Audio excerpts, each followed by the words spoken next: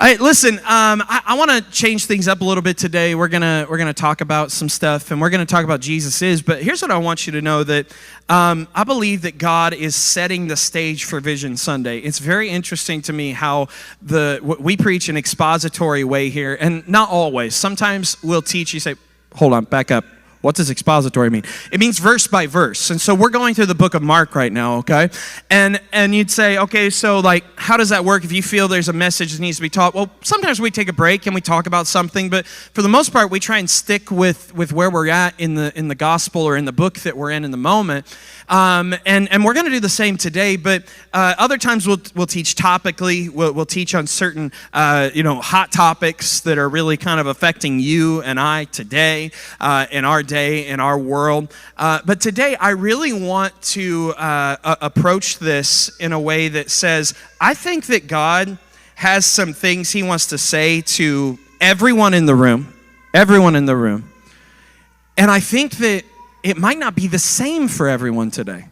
As I was looking at this message, I was like, I think everybody's going to get a little something different out of this today. And whatever it is that they need, like last week was very specific. And it was like, hey, we need to stop being fake Christians, right? And we addressed that. And a lot of you, were like, yep, I need to get some things right. You came to the altar. You recommitted. You said, Lord, I'm done with the mask. I'm taking it off. I don't want to be fake. And so you're really doing that, right? We were very specific. Today, I think the Lord wants to speak to you on your level where you're at. Do you appreciate that the Lord wants to speak to you where you're at? Anybody? All right. I think he wants to speak to you where you're at. And with that, I do want to real quick, I want to read something that came across my phone. Someone sent it to me because this week and next week, because literally Discover Church started on August 20th of 2020.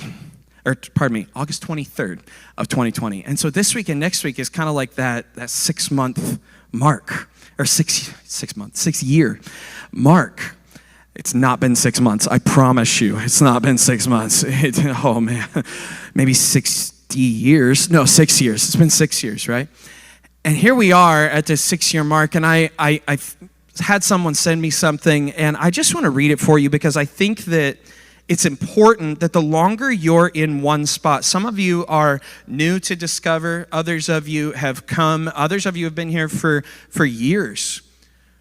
And here's what I want to remind you of today, because I don't know if there's one person, maybe multiple people out there, in a season of transition and of change where we're headed for the new vision the Lord has given us. By the way, we don't just make up the vision. I need you to know that right now. We don't just make up and say, we don't just go into a room and say, all right, what do we want to do with Discover? No, matter of fact, the Lord downloaded me with a massive amount of vision back in March of this year. And at that time, I was quite literally like, God, this doesn't work for the right now. This doesn't work for where we're at right now. Like, there's no way we could try and implement this. He's like, I know. Just put it in your notes and save it. I said, okay. So I did, and then lo and behold, a few months later, God starts lining everything up. But as you're at a church long enough, you will start to experience some things. And honestly, this is just some guy. I couldn't tell you who he is, but he wrote a wonderful thing. And it's honestly, he was saying a lot of things that I think need to be said.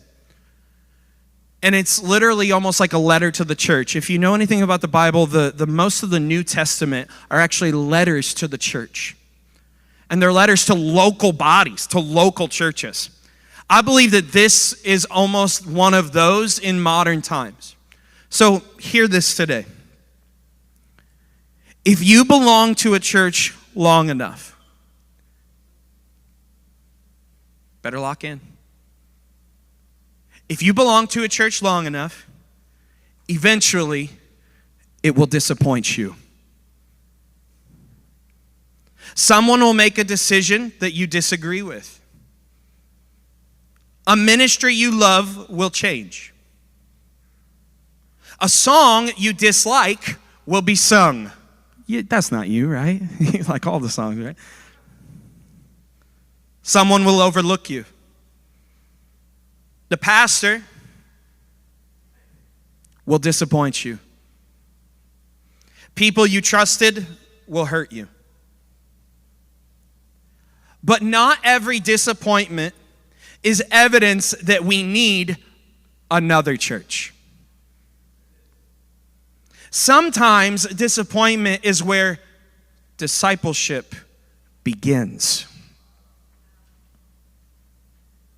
Because covenant community forces us to confront something that consumer culture allows us to avoid. What is that thing? What is it that consumer culture allows us to avoid? It's this: people are difficult, including us. If I leave every community when it becomes uncomfortable, I may protect myself from difficult people. I may also protect myself from becoming the kind of person who knows how to forgive, endure, reconcile, and love better. Sometimes the church that disappoints you is also the church through which God exposes something in you. Not every discomfort is a sign to leave. Some discomforts are invitations to grow. I think that was a very well-worded letter to the church today.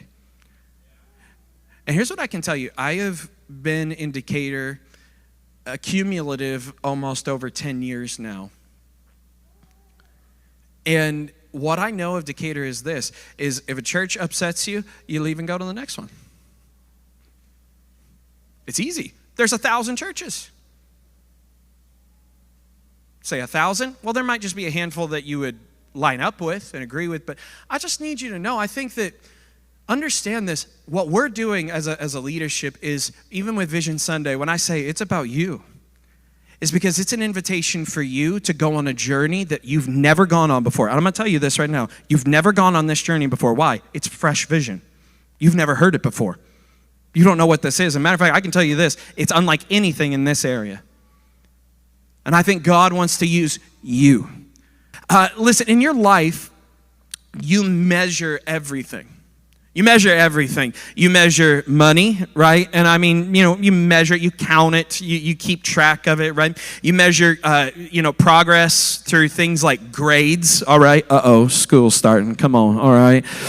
Parents, yes, right? Yes, okay, all the students and adults going to school now again, yeah, right? Okay, but we measure grades, we measure weight, and oftentimes the scale's off anyway, right? It's the scale that's off, not you. Let's see, attendance, accomplishments, success. We measure things in life, and that is not necessarily a bad thing. Measuring things in life, what it does is it helps you understand where you are at so that you can know where you are going, right? It helps you know where you're at so you know where you are going or where you need to go. And what you measure reveals what matters most to you. The problem with anyone following Christ, whether closely or at a dangerously distant place, is assuming that Jesus measures things the same way we do. That we look at things and we view and we say, oh yeah, this is it. But we don't even bother to say, Jesus, how do you see it? Jesus, how do you measure this? Jesus, how do you understand this exactly? Because I see it one way, but I want to also see it how you see it. Jesus sees something much bigger in a story that we're going to look at today. He's watching, but he does not measure the way that we measure. He sees things in a different way. Last week, Jesus warned us, and he warned his followers, not to become like the religious leaders, the scribes, who would go into the places of prayer and pray loud, big prayers to get attention, who would wear big, flashy robes in order to be seen, who would want the seats of honor at feasts, and who would want the best seats in the house when they came to church. He even said, listen, these people are not the same people you see on the outside. Their inside doesn't match the outside. And so we talked about not faking our walk with Jesus. And some of you today, maybe you weren't here last week, and you need to hear this. What you are faking will eventually be exposed. And it may not be by a person. It may be by God himself. And the unfortunate reality is that some will get to eternity's shore one day, and God will look at them and say, I'm glad you did all these things using my name, but you never knew me. You can't be here. So don't fake your way through. And Jesus warned us about this. And then we get to Mark 12, verse 41. And as we get here, Mark introduces us to a widow. Jesus sees this person. I want to read about it right now, starting in verse 41. It says, and he, being Jesus, sat down opposite the treasury and watched the people putting money into the offering box. So this would have been the equivalent of you grabbing a chair, going parking it right out here in the atrium and watching the giving stations, okay? No, and Jesus is a distance away. He's not necessarily making a scene. He's just watching. He's observing. He sat himself opposite. So when we say opposite, that would have been like across a courtyard. And so he's setting himself up, and he's sitting there and he's watching people put money into the offering box. Many rich people put in large sums. Makes sense, right? And a poor widow came and put in 2 small copper coins, which make a penny. Now, this is in our English language, a penny. What I can tell you is this, is that the actual amount was quite literally an eighth of a day's wage, an eighth of an hour's worth of a day's wage. And so what this would have been actually in our time is a little bit less than a penny. It would have been about half a penny. She put half a penny in. And he called his disciples to him and said to them, truly I say to you, this poor widow, I can just imagine, he's sitting there and he's pointing to her and he's saying, see her right there? See that widow right there? She came in alone. She is alone. You can tell she's in the attire. There's a widow right there. She's right there. He says, she put more than all those who are contributing to the offering box. For they all contributed out of their abundance, but she, out of her poverty, has put in everything she had, all she had to live on. See, the scribes and the Pharisees and the Sadducees, they wanted to be seen, and they wanted to make it known to those who were rich. And Jesus actually doesn't identify these exact people here, the rich individuals, as those leaders like we know that we've been talking about not to be like, right? But you can sure bet that these rich people are probably pretty tight with those people. Because the Pharisees, Sadducees, scribes, they would have wanted to be close to the rich, and they would not have associated with the poor. You say, why is that? Because that's what God taught. And oftentimes, they didn't do what God taught. Matter of fact, when we go back in the verses where Jesus is warning us not to be like those people, he says, they devour widows' homes. Meaning that they would go in and they would make business agreements and business arrangements as to cheat them out of their property now that the husband was gone. So you have to believe that more than likely, if they want to be seen, if they are pretty shrewd, more than likely they're not associating themselves with the poor, they're associating themselves with the rich. And the rich are going in and they're putting in large sums. The Pharisees, the Sadducees, the people who were collecting the money were probably like, oh, thank you so much. It's so good to see you. I hope you have a great day. What are you doing later? You want to grab lunch this week? And then when the widow comes up, I'm sure it's turned back. She's not important. It's not significant. And the widow probably thought that nobody was watching her because she had never been really watched because she was poor. Because we didn't need to associate with that. We need to associate ourselves with really reliable and well-off individuals. She thought nobody was watching, but Jesus was. And how many know that's the only set of eyes that you need watching you? That's the only set of eyes that you need to care about. And Jesus brings his disciples together and he says, she gave more. Not mathematically. Jesus was measuring differently. Another wonderful example of someone who gave and wasn't always seen except by God was a man named Cornelius. In Acts chapter 10, verse 1 through 4, it says, at Caesarea there was a man named Cornelius, a centurion of what was known as the Italian cohort, a devout man who feared God with all his household, gave alms that would have been money designated for the poor, for the unable to make income, for the widows, for the orphans. It says he gave alms generously to the people and prayed continually to God. About the 9th hour of the day, he saw clearly in a vision an angel of God come in and say to him, Cornelius, and he stared at him in terror. Wouldn't you do that too? You probably would too, right? And he said, what is it, Lord? And he said to him, your prayers and your alms have ascended as a memorial before God. What this implies here is when Cornelius is giving alms to the poor, when he is taking care of people, when he was giving what he had to the people generously, it says, when he was praying and nobody could see it. Listen, more than likely, a lot of people aren't seeing your private prayer time because of the private part. A lot of times, matter of fact, I'm sure that you don't go around, and it's probably for the best because Jesus said, don't be like this. It's probably for the best that people don't know what your tithe check amount is.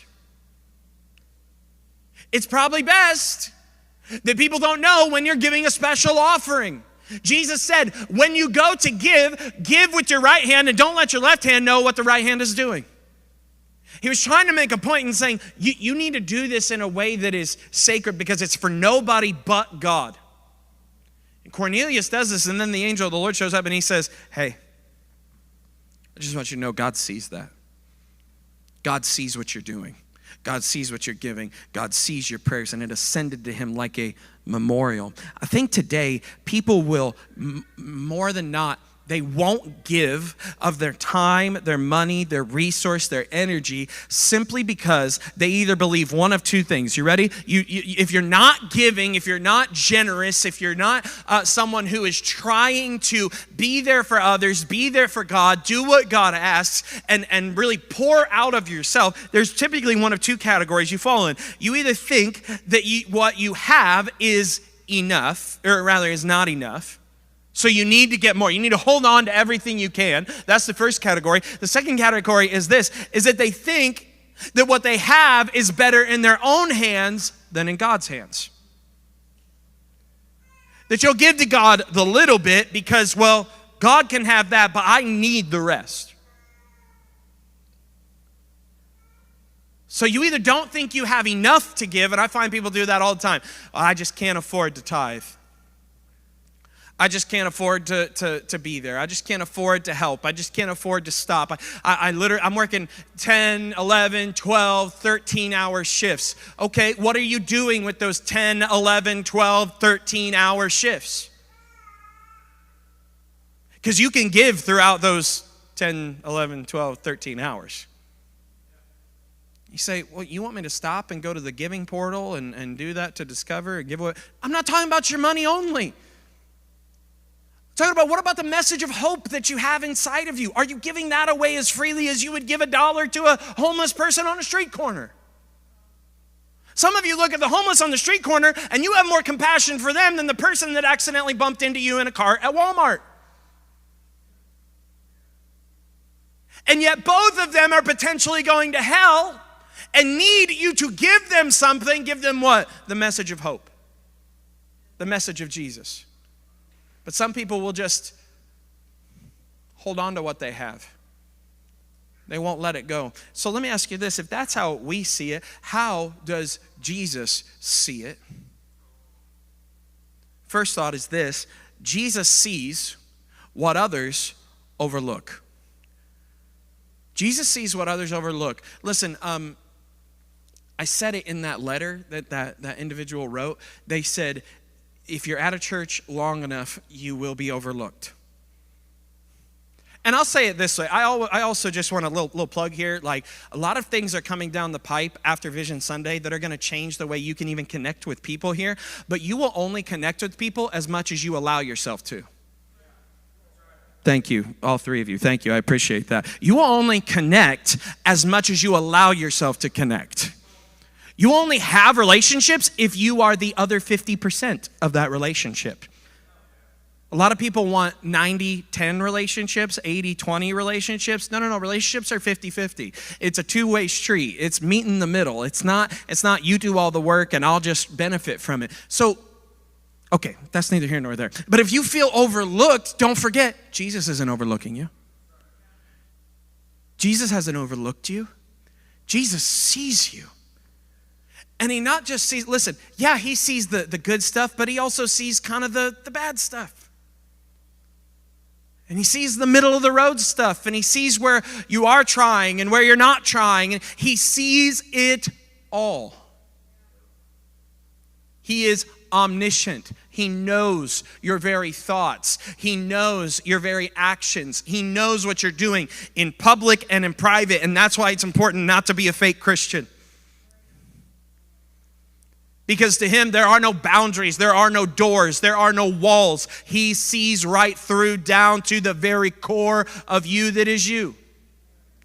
He doesn't overlook you, and he sees what others overlook. I told you that when that widow went in verse 41 through 42, Jesus sits down and he watched people. Any people watchers in the room today? You're a people watcher? You say, that's me. I love people watching. Matter of fact, my family, we really love, and if you talk to us long enough, you'll find out we're a little obsessed with Disney World. Okay, we just do.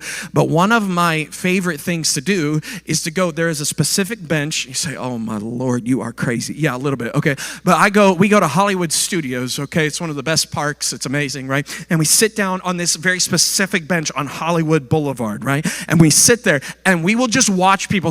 I remember it was a few years ago, just Trisha and I went, and we're sitting there for hours watching people, because, oh my goodness, you see the funniest things, and you just learn a lot about the culture. Even when you're sitting there, you're like,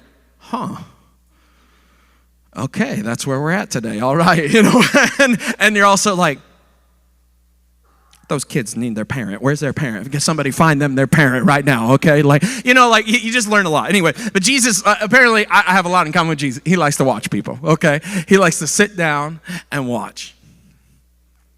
So he's sitting down, and I'm curious what he was doing. But you know what I think he was doing? I think he was measuring.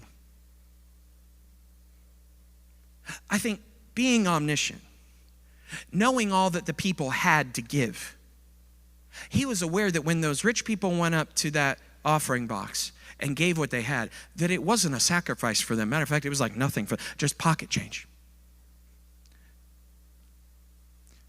It's not a sacrifice unless it hurts. And by the way, offering and sacrifice, those two words can be interchanged. Offering and sacrifice.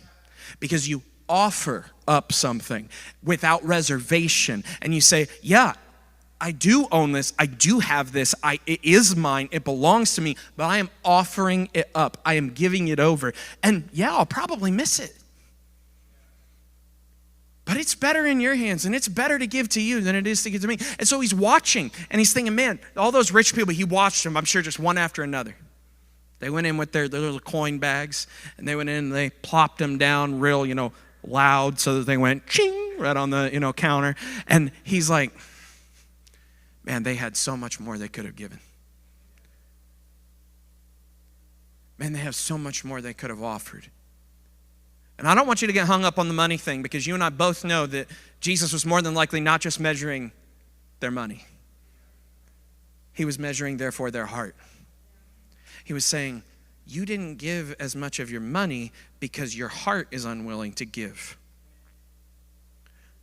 Matter of fact, you could look at it this way. If you're unwilling to give to the Lord money, time, resource, serving other people, if you are unwilling to do that, it has nothing to do with your schedule, your timetable, your financial income. It has to do with the fact that your heart is not all the way His.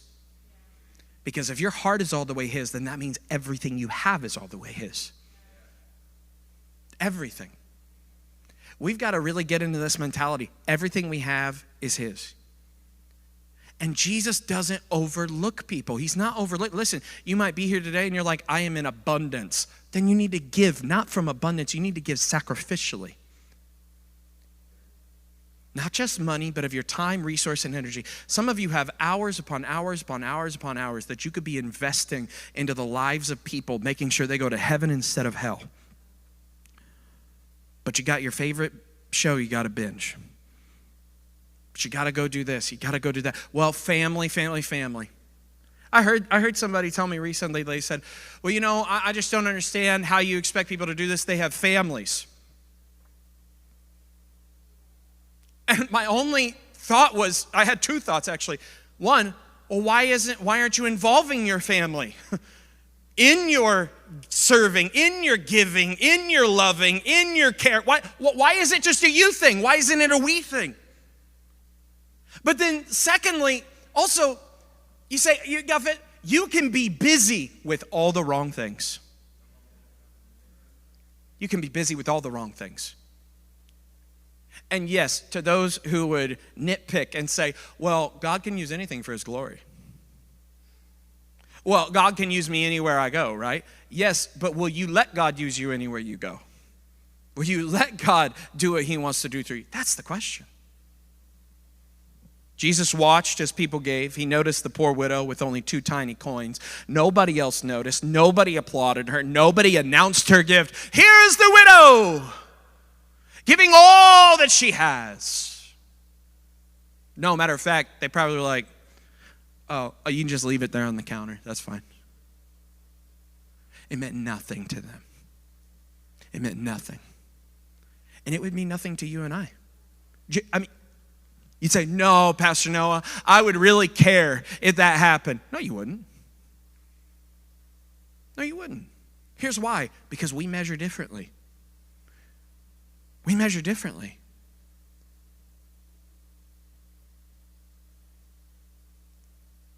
And especially, like this was back in Jesus' day. We're talking 2,000 years removed from that. Here we are in our culture that is obsessed with what? Numero uno. Me. What I've got, what I own, what I have, my time, my possessions, my things, my family, my way, my opinion. It's all about me. We measure differently even, I think, than they did back then, though it's very similar. Nobody else saw it, but Jesus did. And I want you to know today, He sees you, person who is giving all that they have. Person who is really sacrificing, person who is really going out of their way. There are so many people that what they do is they allow, man, oh my goodness, I just want to, listen, so many people are like, I just don't have time. No. The problem is that your priorities are out of line. Your problem is that you're looking at this backwards. Well, I have work. Well, there's a kingdom to build. But see, that doesn't resonate. Even right there, that doesn't resonate. Well, I gotta work. Yes, good. Take your 8 to 12 hours that you're working and use it to build the kingdom. Stop stopping ministry when you clock in. Yeah, I'm pretty passionate about this. Hebrews chapter 6 and verse 10, just so you know that you're not being overlooked when you are doing the ministry, even on company time. For God is not unjust so as to overlook your work and the love that you have shown for His name in serving the saints as you still do. He's not going to overlook you. And you say, well, no, I got to be careful at work. No, I got to be careful around certain family members. No, I got to be careful. Careful is going to send people straight to hell. I'll say it one more time. You agree with me, Patty? I agree. I see that nod. I agree. Listen to me. Careful's going to send people to hell.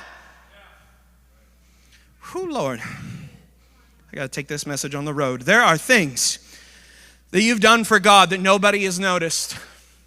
The serving, the giving, the praying, the invitation, the sacrifice, the decision to keep showing up. Jesus saw it all.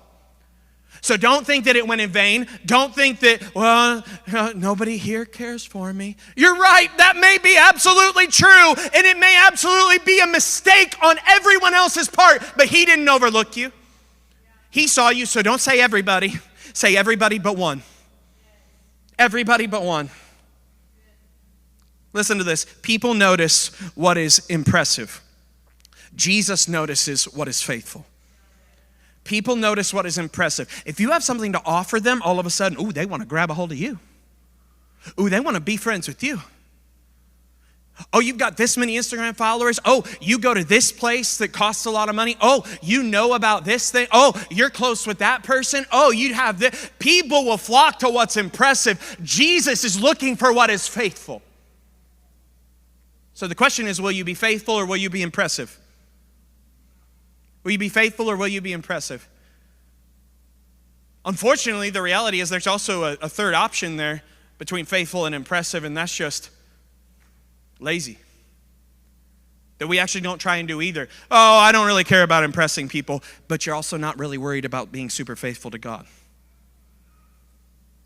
Because listen, if there's one person you should want to impress, it's him.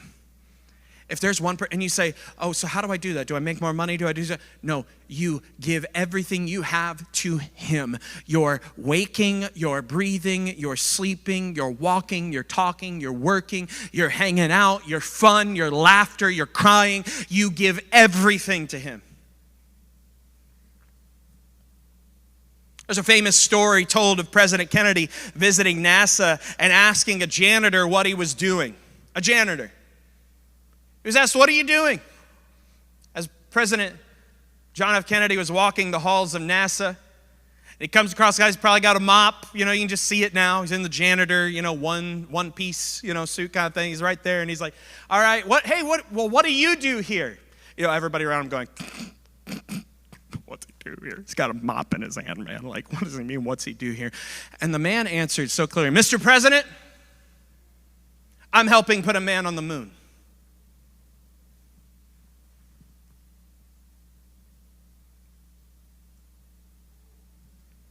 He understood that his seemingly small assignment, his portion of work at NASA, by making sure that the toilets weren't disgusting, that the floors were mopped, that the dust was gone, he knew that his assignment was connected to something much bigger. Do you? That your part of the assignment is connected to something much bigger than you. I think that's why I read that letter earlier. I think that's why God really impressed me to read it, because I don't think you understand that you've got a part to play, and if you're jumping from house to house to house to house to house, you are never growing roots, you are never planted, and you are never growing. And that's why we have shallow Christianity.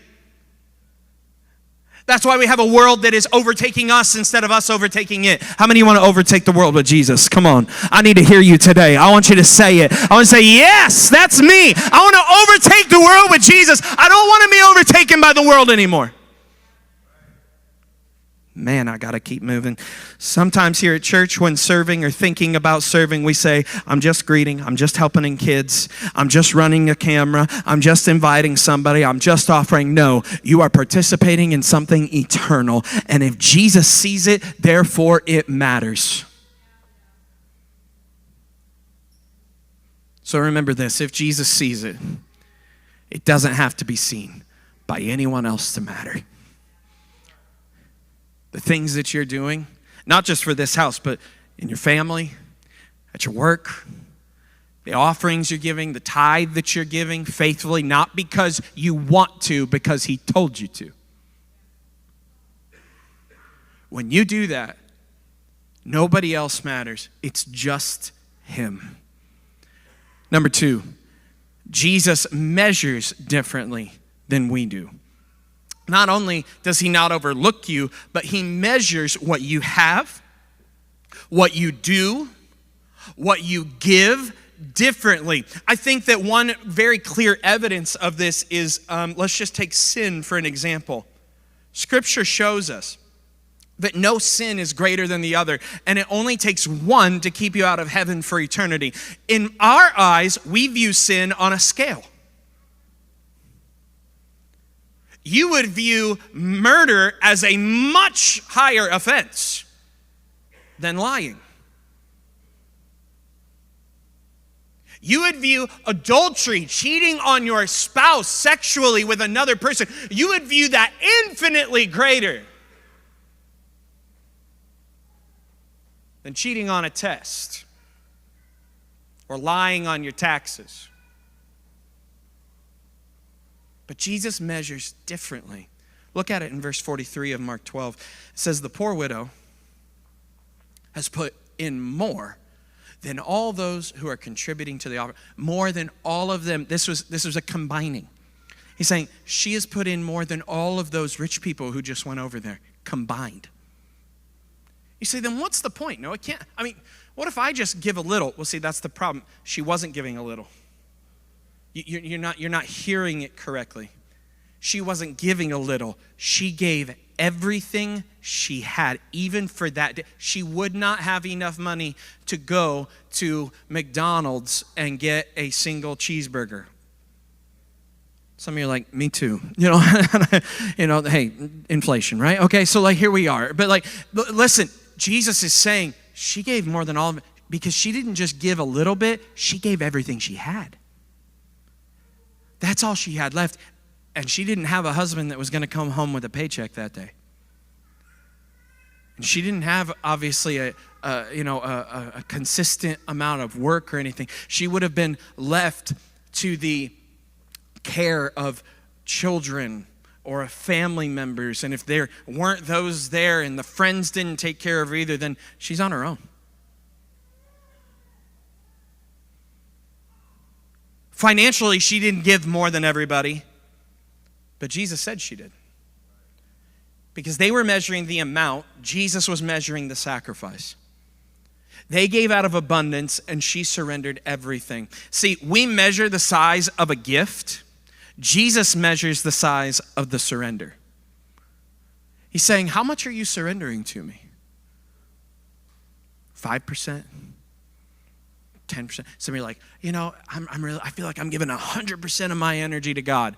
Really? Like for reals. Like 100% of your energy. I'd be very careful in making statements like that. I'm all in for God. Well, maybe you should say, I am trying my hardest to be all in for God. Because he's worth it. Because he's worthy of it. I'm trying my hardest to be all in for God. I'm not there in every area of my life yet, and it's not because I don't want to be. I do want to be. It's very difficult. I'm a human being. Jesus measures the size of surrender, and that applies well beyond money. We see talent, Jesus sees surrender. We see influence, Jesus sees stewardship. We see something small, and Jesus sees obedience. The question isn't, do I have a lot to give? The question is, am I willing to give what I have? Am I willing to give what I have? I've heard so many people say, I can't afford to. I can't do it. I don't have the time. I don't have. You do. You just don't. You're not doing it right. You're out of order. Luke chapter 16 and verse 10, I want you to remember this. Jesus said, one who is faithful in a very little is also faithful in much, and one who is dishonest in a very little is also dishonest in much. So let me remind you, if you're unwilling to part with a little, you will never part with much. Ever. If you are only giving little, then you will only be given little. If you are giving much, you will be given much. You will be trusted with much. Just to draw a little example here, I've got something to help me out because I wanted us to understand. It's been really hot around here lately, and right? It's been hot. Anybody? Okay. You know what it's been? It's not the temperature. It's the humidity that gets you. You know what I'm saying? Classic line, right? Okay. But see, like when you are really hot and you've been working outside, there's nothing better than a glass of water, right? Nothing better than a glass of water. Okay, so I got my pitcher here, all right? And I want you to think about this because you're hot, you're thirsty, but I actually don't have a pitcher of water to offer you. I simply have a Dixie cup of water to offer you. And this is what I have. This is what I have to give you. You're thirsty, and you and I both know that you could probably drink a pitcher of ice cold, refreshing water right now, right? If you're really hot, sweaty outside, you could go for that. But all I have to offer you is this. This is all I've got. Some would say, well, that's just not enough. That's too small. I would have to drink like 50 of those. I don't have it. But most would agree that this tiny bit of water would make the world of difference when I'm hot and dying of thirst. Anybody agree with that? That this tiny little bit of water would mean a lot to me if it's all I had access to. Are you catching this? Jesus measures differently. He's saying, bring me what you have, and I will make it more. He can take a Dixie cup of water and make it a full pitcher. But he can't do it if you're unwilling. He can't do, listen, I believe to him who has given all I have, I'm giving it all to him. He says, I can work with that. I can make it something more than you ever could. I can't fill the pitcher of water. I only have the Dixie cup. He says, don't worry about it. You give me the Dixie cup and I'll fill the pitcher. You give me the Dixie cup, I'll fill the pitcher. You give me the little and I'll make it more.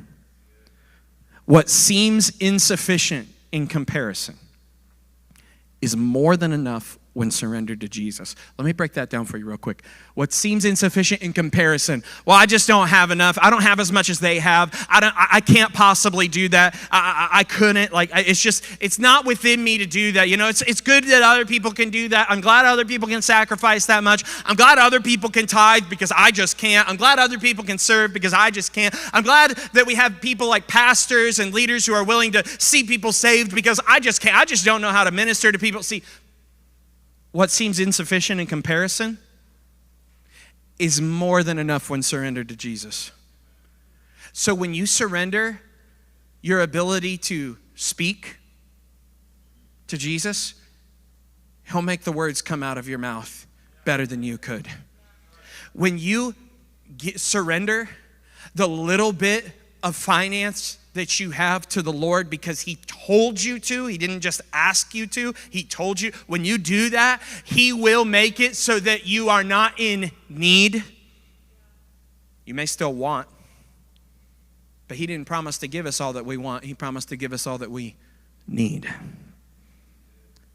When you begin to compare and say, I just can't because, I just can't because, I just can't because, and you're comparing with other people, comparing with other resources, comparing with other abilities, comparing with other talent, comparing with other surrender. Listen, just give it to him and he'll make it what you never could. I use that line all the time. When you give your life to Jesus, he'll make it like you never could have made it. Don't compare, just surrender. Because Jesus measures differently. Third and finally today, Jesus is watching what we do with what we have. He's watching. He's watching what we do with what we have. What are you doing today with what you have? Mark 12 and verse 44, Jesus says, they all contributed out of their abundance, but she out of her poverty, she put in everything that she had, all she had to live on. Everything she had, all she had to live on. When's the last time that you put in an offering bucket everything in your bank account? Probably, for some it may be once in their lifetime. Majority of the room, it's 0 times. I've never done that. And I'm not coming against your ability to believe or have faith for what God could do when you do that. But just know that God would have provided had you have done it. When you do it, God will provide for you. You say, but how do you know that? Because His Word promises us. He'll take care of us. I was reaching out to just a few people. I'm trying to just check in on people as they come across my mind. And one of them I texted the other day. I said, hey, how can I be praying for you today? And they literally told me, they said, well, they're not letting me put my food in the fridge at work anymore and let me go back to the shop. And I can't put a microwave in the car, so I don't really have a way to heat up my food. I said, I'm going to believe and pray that you're going to find a way to heat up your food today. And then I threw in a little practical advice. I said, hey, most gas stations have a microwave. You should just try and go to a gas station. He's like, yeah, but they're all dirty and nasty. I said, don't disagree there. That is true. End of the day, guess what they text me? Hey, I found a way to heat up my food today. I found a way to heat up my food. So small. So insignificant that you wouldn't even think that God cares about it. You wouldn't think that God is watching it, but He is. You say, what is that spiritually? What does that equate to? A miracle? You say, okay, but what was it really? Because, I mean, that's just like, cool, he got his food heated up. No, like, he didn't have a way, and then a way was made. That's a miracle. God sees what you do with what you have. When it says she put in everything she had to live on, that's an all-in statement. The deeper question of the passage, though, isn't merely, well, how much do I need to get? How much do I need to serve? How much time do I need to dedicate to the Lord? It is this: does Jesus have all of me? Because if He has all of you, then all of your life is going to come from that position. If the foundation of your life is Jesus has my everything, then everything comes out of that. It's not all right, well, now I need to give time to Jesus. Now I need to give resource to Jesus. Now I need to do this. Now I need to make it happen. Now I can actually do this.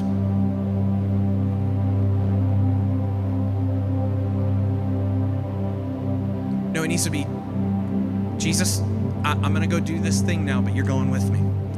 Jesus, I'm going to go do this thing now, but I'm going to share you when I go. God, I'm going to give, I'm going to serve, I'm going to make it happen because you have all of me. God has entrusted you with time, resource, gifts, influence, opportunities, relationships, and most importantly, the gospel. What are we doing with what He gave us? Because I think all of us want to hear these words at the end of our life. When we get to eternity, we want to hear this in Matthew 25, verse 21. Well done, good and faithful servant. You have been faithful over a little. I will set you over much. Enter into the joy of your master. I don't know about you, that's what I want to hear. Because the opposite, while this is joyful, the opposite is equally painful. Depart from me. I never knew you. Go away. I love you, but you can't be here.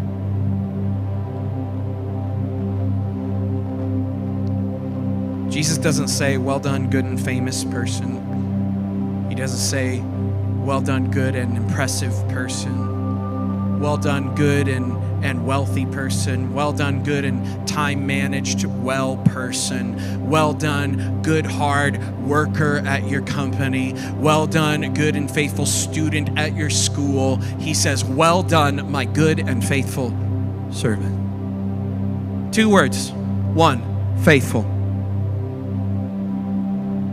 Faithfulness isn't merely maintaining what God gave you. Listen to this. Faithfulness isn't merely maintaining what God gave you. Faithfulness is maximizing what God gave you for what matters to God. You want to be faithful? Then do what God tells you to do. You want to be faithful? Then make sure that you are maximizing what God has given you for what matters to God, not what matters to you.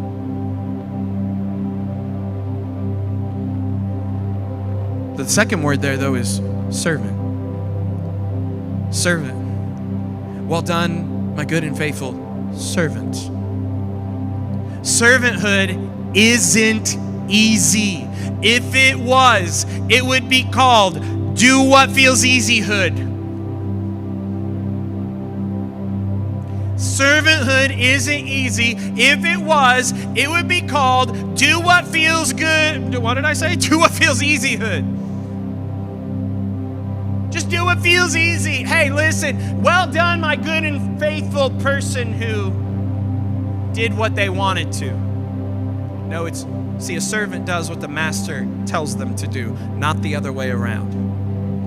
Will you do what Jesus has told you to do? Will you be who Jesus has told you to be? When we get to Vision Sunday and you hear about all the amazing opportunities that not only the organized Discover Church is presenting to you to be a part of and to utilize for your growth and for your potential, but will you see vision for you and say, God, I want to use what I have for you. God, I want to be who I am for you, not for me. We're instructed in Ephesians chapter 5 to be imitators. Be imitators of God. Like that of a child acts like their father, a child acts like their mother. We're to imitate him because he's our father. We're to be like him. And can I just remind you something? Jesus didn't come to be served. He came to serve and give his life as a ransom for many. This is the Discover way. This week I've heard 3 phrases. I'm going to read them off to you. 1, I'm just burnt out on serving people. 2, I can't come or serve on Sundays anymore because I need to stay home and figure out my life. 3, I'm just not a real disciple like you. You are willing to give up so much, I just can't.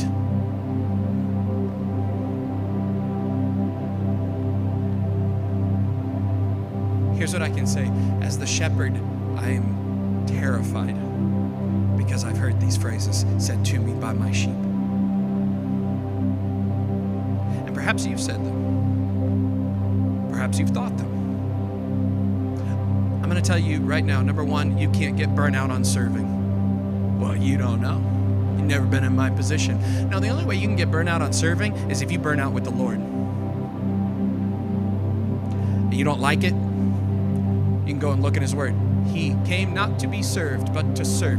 There was not a moment in Jesus' life that he was not serving. If he hadn't, then what? Listen, imagine this. Somebody goes to Jesus for healing, and he goes, I'm not serving today.